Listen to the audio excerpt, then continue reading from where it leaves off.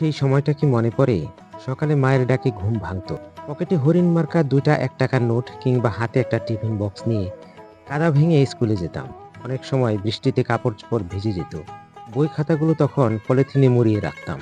আবার শুকনো মৌসুমে ধুলো উড়িয়ে হাসতে হাসতে বাড়ি ফিরতাম। টিফিনের এক টুকরো রুটি, সামান্য গুড়, ২৫ পয়সার বিভিন্ন রঙের আইসক্রিম আর বন্ধুর সাথে ভাগাভাগি করা একটা কলা।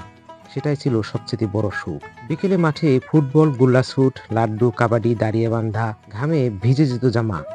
তবু হাসি থামতো না। সন্ধ্যা হলেই মা ডাক দিত, "বাড়ি আয়, সন্ধ্যা হয়ে গেছে। হারিকেনের চিমনি পরিষ্কার করতে হবে।" আর আমরা তখনও খেলতে খেলতে হারিয়ে যেতাম সময়ের খাতায়। রাতে সবাই একসাথে বসে টিভিতে আলিফ লায়লা, রূপনগর, সমসপ্তক এসব নাটক দেখতাম। তখন বিটিভি ছাড়া কোনো চ্যানেল ছিল না, কিন্তু আনন্দ ছিল অফুরন্ত। মাসে একদিন সাদা কালো সিনেমা আজও বারবার মনে হয়। তখন মোবাইল ছিল না, ইন্টারনেট ছিল না। তবুও মন ভরানো বন্ধুত্ব, হাসি আর ভালোবাসা ছিল অঢেল। আজ যখন ৯০ দশকে ফিরে তাকাই, মনে হয় আমরা গরিব ছিলাম না, আমরা ছিলাম ধনী। স্মৃতি, ভালোবাসা আর নির্ভেজাল আনন্দের ধনী। সেই ৯০ দশকের ছেলেবেলা আজও হৃদয়ের এক কোণে অমূল্য ধন হয়ে লুকিয়ে আছে। হাজারো স্মৃতি মনের ভেতর, যেখানে ফিরে যেতে মন চায়, কিন্তু নিষ্ঠুর সময় কাউকে কিছু ফেরত দেয় না।